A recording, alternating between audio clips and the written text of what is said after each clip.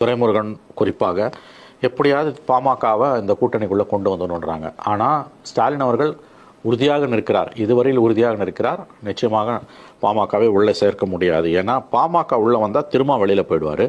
திருமாவை இழக்க ஸ்டாலின் அவர்கள் உண்மையிலேயே விரும்பவில்லை. ஏன்னா இந்த கூட்டணியோட நம்பகத்தன்மைக்கு முக்கியமான ஒரு காரணம் யாருன்னா திருமாவளவன் தான். 2016 மக்கள் நல கூட்டணி உருவானதுக்கு அவர் தான் முக்கியமான காரணம். கேம் சேஞ்சர் அவர் தான். திருமா வெளியில் வராருன்னா இடதுசாரிகள் வெளியில் வருவாங்க. காங்கிரஸுக்குள்ள ஒரு சலசலப்பு வரும். திமுகவோட நம்பகத்தன்மை கடுமையான பரிசோதனைக்கு உள்ளாகும், தாக்குதலுக்கு உள்ளாகும்.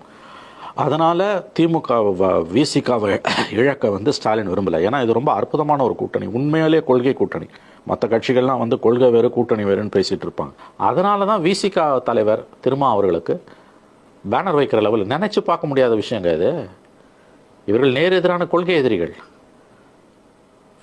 2013 இளவரசன் திவ்யா மேட்டர் பீக்கில் இருக்கும்பொழுது, அந்த படுகொலைக்கு பிறகு சென்னையில் ரமடா ராஜ்பார்க் ஹோட்டலில் ஒரு சனிக்கிழமை அன்னைக்கு எனக்கு நன்றாக நினைவு இருக்கிறது. நான் அப்பொழுது இந்தியா டுடேயில் பணியாற்றி கொண்டிருந்த காலம். எல்லா ஜாதி கட்சிகளையும் அழைத்து ஒரு மாநாடு போட்டு தலித் அல்லாத கூட்டமைப்புன்னு ஏற்படுத்தினார். எவ்வளவு பெரிய ஒரு சட்டவிரோத அரசியல் சாசனத்துக்கு எதிரானது, தீண்டாமை பிரிவுகளின் கீழ் நடவடிக்கை எடுக்கக்கூடிய காரியம் அது. தலித் அல்லாத கூட்டமைப்புன்னு ஒன்று உருவாக்கவே முடியாது. அதை செஞ்சவர் ராமதாஸ். எல்லாம் பேசின ஒரு கட்சி, அதை கண்டிச்சு ஒன்று அன்புமணி அப்பெல்லாம் பேசலை, அறிக்கை விடலை.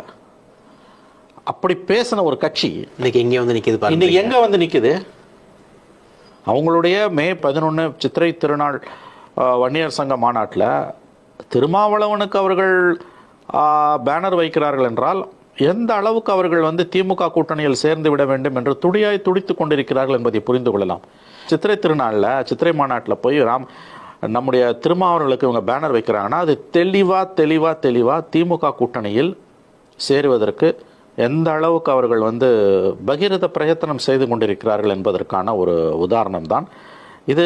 மிக மிக மோசமான ஒரு அரசியல்.